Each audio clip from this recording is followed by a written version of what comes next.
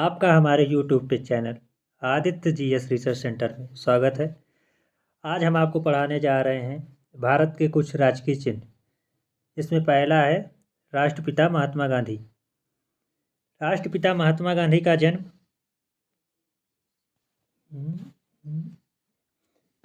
2 अक्टूबर 1869 ईस्वी को गुजरात के पोरबंदर नामक स्थान पर हुआ था। इंग्लैंड में वकालत पास करके भारत आए महात्मा जी। फिर 1893 ईस्वी में भारतीयों और अफ्रीकी अश्वेत लोगों में हो रहे अत्याचार और रंग भेद की नीति के विरुद्ध उन्होंने आंदोलन शुरू किया। यहीं से गांधी जी का आंदोलन स्टार्ट होता है। गांधी जी ने अंग्रेजों के खिलाफ सत्य और अहिंसा की नीति अपनाते हुए भारत को स्वतंत्र कराने में महत्वपूर्ण योगदान दिया था। 1917 से 1947 तक के राष्ट्रीय आंदोलन के काल को महात्मा गांधी युग के नाम से जाना जाता है, अर्थात गांधी युग के नाम से जाना जाता है। सुभाष चंद्र बोस ने महात्मा गांधी को राष्ट्रपिता की उपाधि दी थी। ये क्वेश्चन अधिकतर एग्जाम में पूछा जाता है कि महात्मा गांधी को राष्ट्रपिता सबसे पहले किसने कहा था। तो महात्मा गांधी को राष्ट्रपिता सबसे पहले सुभाष चंद्र बोस ने कहा था। उसके बाद रविन्द्रनाथ टैगोर ने सर्वप्रथम मोहनदास करमचंद गांधी को महात्मा कहा था। ये भी क्वेश्चन एग्जाम में आ जाता है कि सर्वप्रथम मोहनदास करमचंद गांधी जी को महात्मा किसने कहा था। तो रविन्द्रनाथ टैगोर जी ने महात्मा गांधी को सबसे पहले महात्मा कहा था। पंडित जवाहरलाल नेहरू ने गांधी जी को बापू कहा था। विंस्टन चर्चिल ने सर्वप्रथम महात्मा गांधी जी को अर्धनग्न फकीर कहा था। ये उस टाइम उनको कहा गया था जब वो एक आंदोलन में थे, तब उनको ये ब्रिटिश साम्राज्य के विश्व अंतर्राष्ट्रीय अहिंसा दिवस 2 अक्टूबर को मनाया जाता है। गांधी जी ने 1921 में भारतीय राष्ट्रीय कांग्रेस की बागडोर संभाली थी और कुछ सालों बाद वो कांग्रेस के बेलगांव अधिवेशन में कांग्रेस के राष्ट्रीय अध्यक्ष भी बने थे। भीमराव अंबेडकर ने महात्मा गांधी को जाति प्रथा का विरोधी माना था।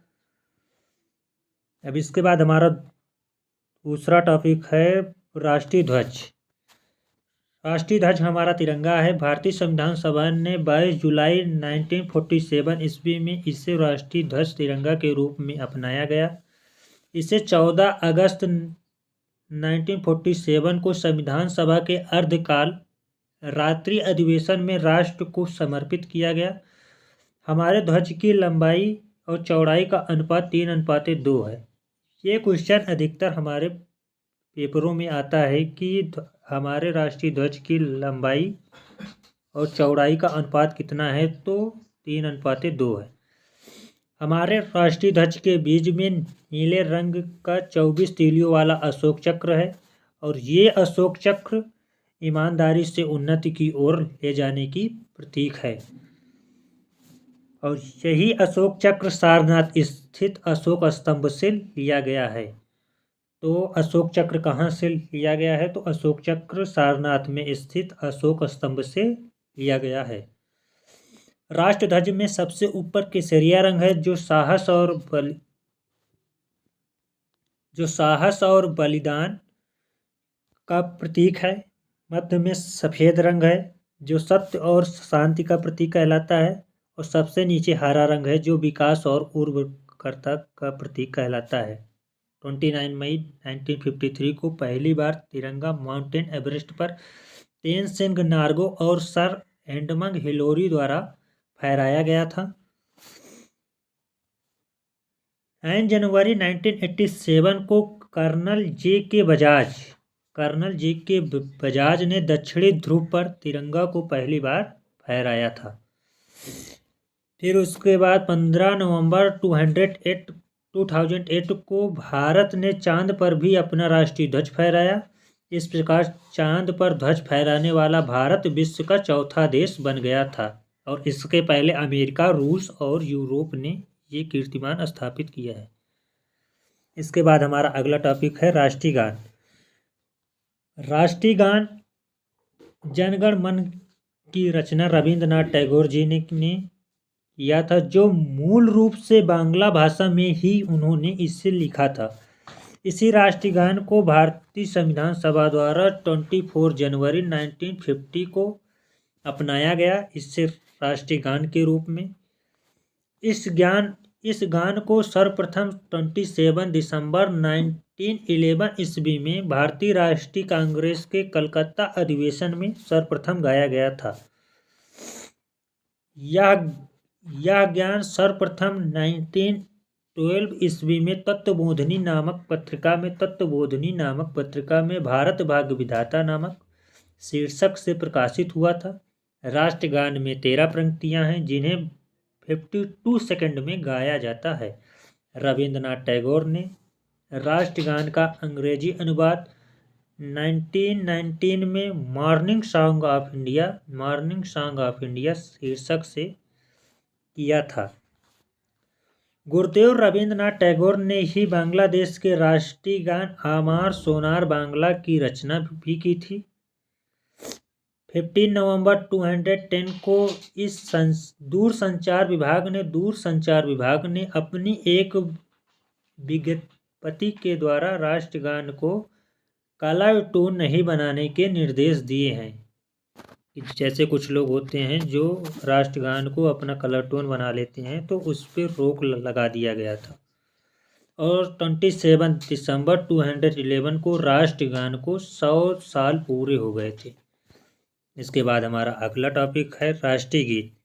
राष्ट्रीय गीत हमारा विक्रम चंद्र चटर्जी द्वारा 1874 ईस्वी में रचित वंदे मातरम नामक राष्ट्रीय गीत को संविधान सभा द्वारा 24 जनवरी 1950 को अपनाया गया। और हमारा राष्ट्रीय गीत भी बांग्ली भाषा में ही था।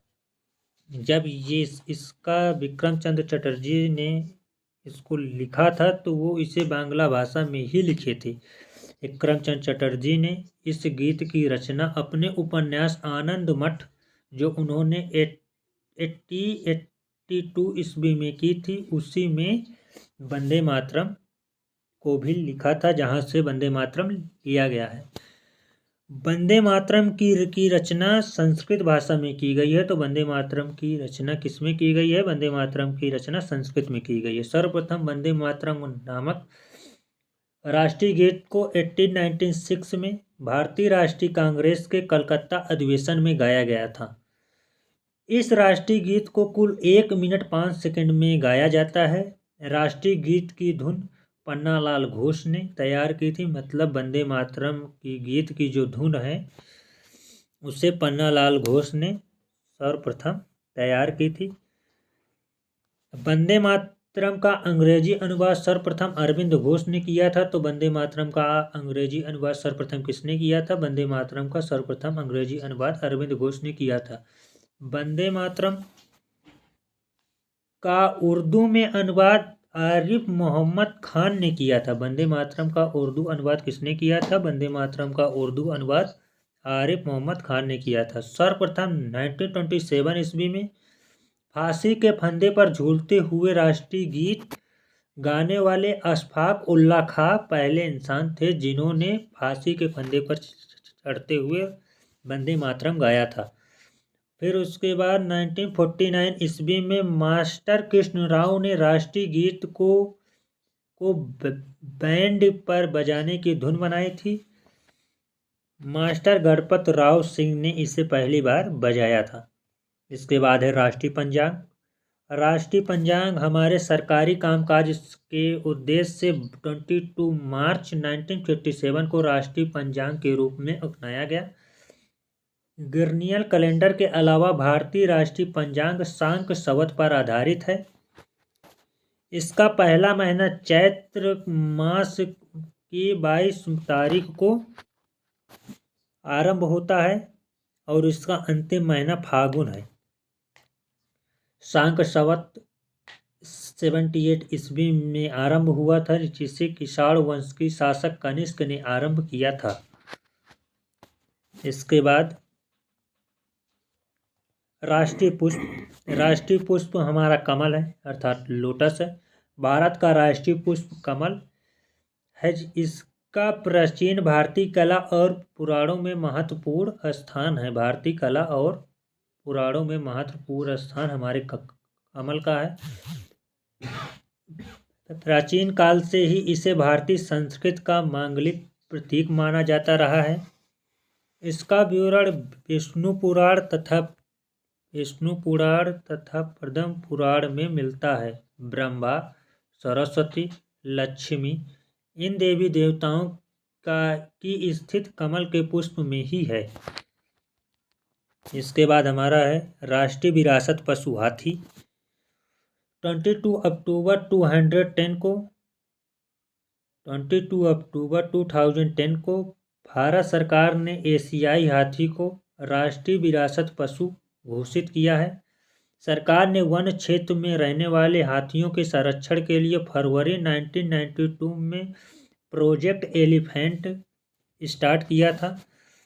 हाथी के साक्ष्य सर्वप्रथम सिंधु घाटी सभ्यता की मोहरों पर मिलते हैं। तो हाथी के साक्ष्य सर्वप्रथम कहाँ मिलते हैं? तो हाथी के साक्ष्य सर्वप्रथम सिंधु घाटी सभ्यता के मोहरों पर मिलते हैं।